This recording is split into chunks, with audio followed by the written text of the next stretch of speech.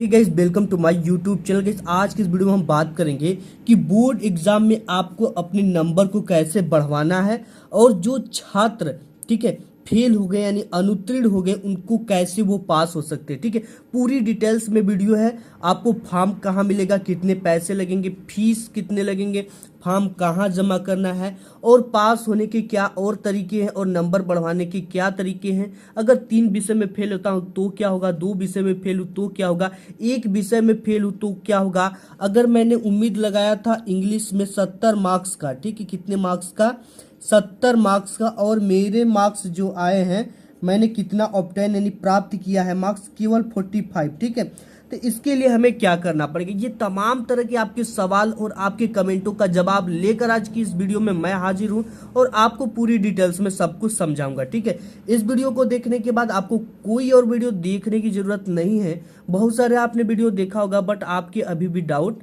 होंगे। ठीक है, तो इस वीडियो के बाद सभी डाउट क्लियर हो जाएंगे। तो सबसे पहले देखो गाइस, मैं आपको बात बता दूं कि बोर्ड एग्जाम के आपके रिजल्ट भी आ गए हैं।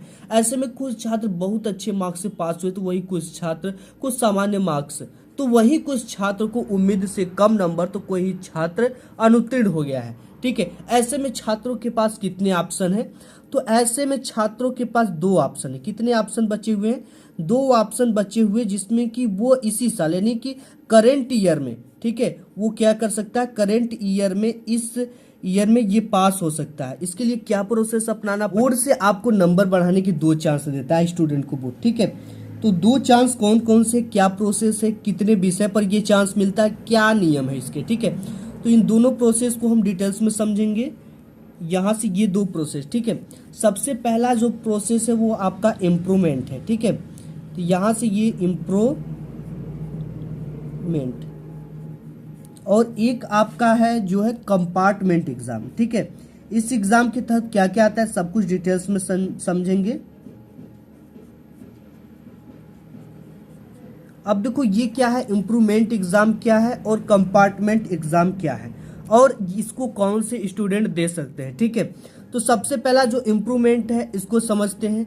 इम्प्रूवमेंट का मतलब होता है इम्प्रूव करना। ठीक है, इसका शाब्दिक अर्थ होता है और इसी के तहत आप समझ सकते हो कि स्क्रूटनी आता है। ठीक है, देखो ये स्क्रूटनी भी इसी के तहत आता है।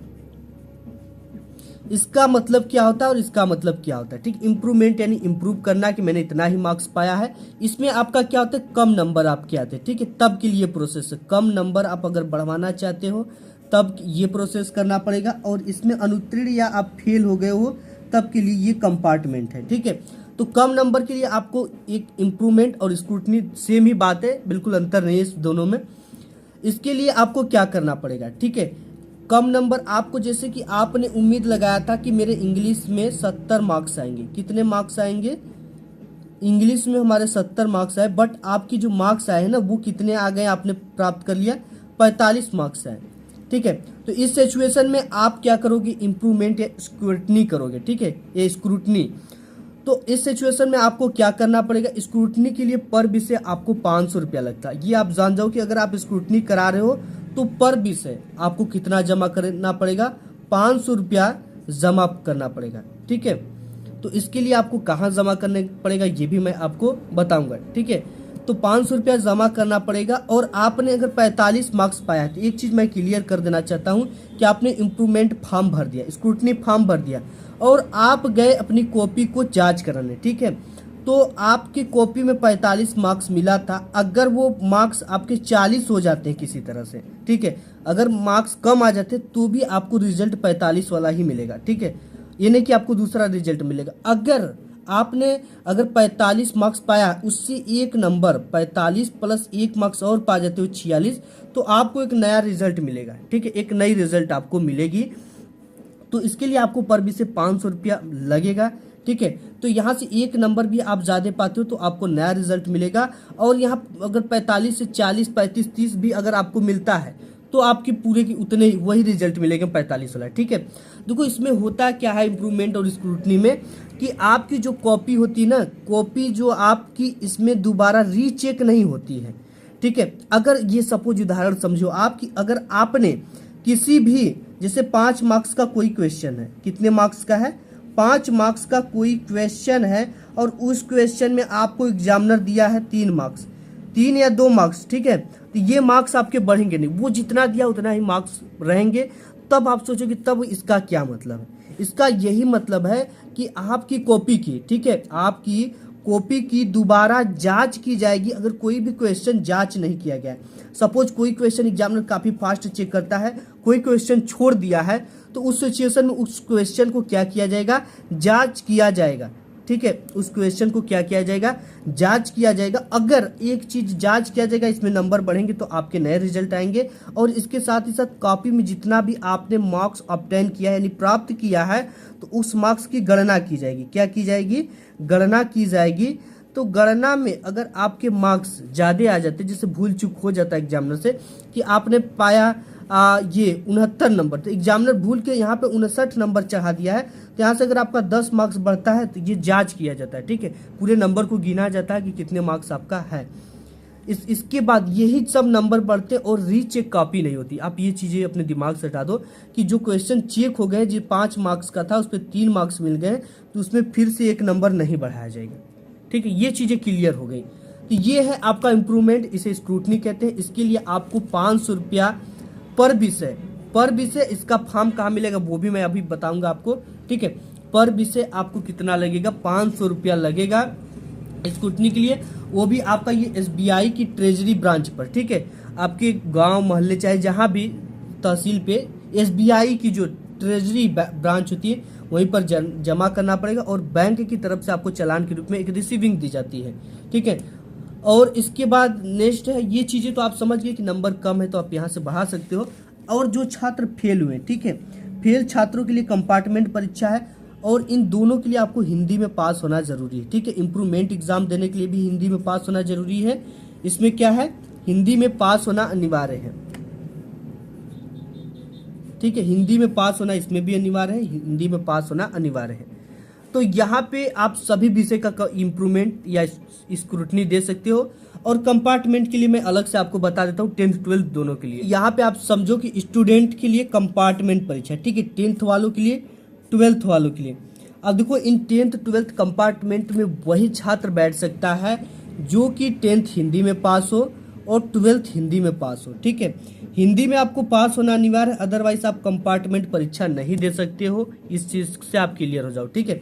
इसके साथ ही साथ अगर देखो 10th का ये नियम है, 10th की हिंदी के अलावा जो और भी नेक्स्ट 5 विषय है, ठीक है, जैसे आपका सोशल साइंस हो गया, विज्ञान हो गया, साइंस, इंग्लिश हो गया, ठीक है, और सामाजिक विज्ञान हो गया, इन सभी, और ड्राइंग में, इन सभी में से किसी 1 या 2 विषय में आप फेल हो, ठीक है, 1 या 2 विषय में आप फेल हो। एक विषय में अगर फेल होते तो ये तो आपके रिजल्ट में पास्ड लिखाता है, ठीक है। 10th में अगर एक विषय में फेल हो जाते तो आपके जो रिजल्ट है उसमें पास्ड लिखा हुआ आएगा और आप आगे जो है वो एडमिशन करा सकते हो, ठीक है, कोई दिक्कत नहीं है। लेकिन अगर आप इसी विषय को पास्ड करना चाहते हो, आपको अच्छा नहीं लगता है कि मैं मैथ में फेल हो गया चाहे साइंस में फेल हो गया, तो इस सिचुएशन में आप क्या कर सकते हैं? इसका कंपार्टमेंट एग्जाम दे सकते हो, ठीक है, इसका आपको कंपार्टमेंट एग्जाम दे सकते हो, देकर आप इसे पास कर सकते हो, ठीक है। कंपार्टमेंट के लिए कितना फीस होगा वो भी मैं आपको बताऊंगा, ठीक है। तो आप देखो एक विषय में फेल हो तो पास मान लिया जाता है, ठीक है, आप नेक्स्ट क्लास में एडमिशन भी ले सकते हो। अगर वहीं 2 विषय में फेल हो, मान लो आप मैथ के साथ साथ साइंस में भी फेल हो गए, ठीक है, इस सिचुएशन में आपको क्या करना है कि मैथ के इन दोनों में से किसी एक का आपको कंपार्टमेंट देना है, ठीक है, दोनों में से किसी एक का कंपार्टमेंट आपको देना पड़ेगा, तो आप यहाँ पे पास हो जाओगे, ठीक है। जो आपको सरल लगता है, जैसे मैथ में पास हुए, इसका कंपार्टमेंट नहीं देना है, आप चाहो साइंस का दे सकते हो, ठीक है। साइंस अगर आपको लगता है आसान में पास हो जाऊंगा तो साइंस में कंपार्टमेंट देकर नेक्स्ट क्लास में एडमिशन ले सकते हो। अगर 2 विषय में अगर आप 10th में फेल होते हो, ठीक है, तो आपका जो रिजल्ट आएगा वो फेल्ड का आ जाएगा, ठीक है, किसका आ जाएगा? फेल का आ जाएगा। एक विषय में फेल होते तो पास का आएगा, लेकिन 2 विषय में फेल होते तो फेल्ड का आ जाएगा, ठीक है। तो इसके लिए आपको कंपार्टमेंट परीक्षा के लिए 250 रुपया फीस लगता है, ठीक है। ये फीस अभी बढ़ भी सकता है, 350 के बीच भी जा सकता है, लेकिन अभी इसका रेट जो है 250 है, ठीक है। अब इसके साथ ही साथ 12th की बात कर ले तो 12th में पहले प्रोसेस ये था कि एक विषय में आप फेल हो जाओगे तो फेल हो जाओगे, बट ये जो है नया प्रोसेस इसमें आ गया है। क्या आया है कि अगर आप हिंदी में पास हो, ठीक है, और किसी एक विषय में आप फेल हो जाते हो, ठीक है, जैसे आपका मैथ हो गया या फिजिक्स हो गया, ठीक है, मैथ या फिजिक्स में आप फेल होते हो तो आपको क्या करना है, इस सिचुएशन में दोनों में से किसी एक में फेल होते हैं, ठीक है, तो इसका आप क्या कंपार्टमेंट एग्जाम दे सकते हो और इसके बाद मैथ का भी कंपार्टमेंट दे सकते हो, ठीक है, लेकिन एक विषय में फेल हो गए तभी कंपार्टमेंट दे सकते हो। अगर लगातार 2 विषय में इंटर में फेल हो गए तो आपको फिर 1 साल आपका बर्बाद हो जाएगा, नेक्स्ट ईयर आपको कोशिश करना पड़ेगा, ठीक है, तो आपको फेल्ड मान लिया जाएगा, तो आप इसको कंपार्टमेंट भी नहीं दे सकते हो, ठीक है। तो ये सिचुएशन है 10th में, और हमने बताया इसकी जो फीस है 250 से 350 तक आती है, ठीक है।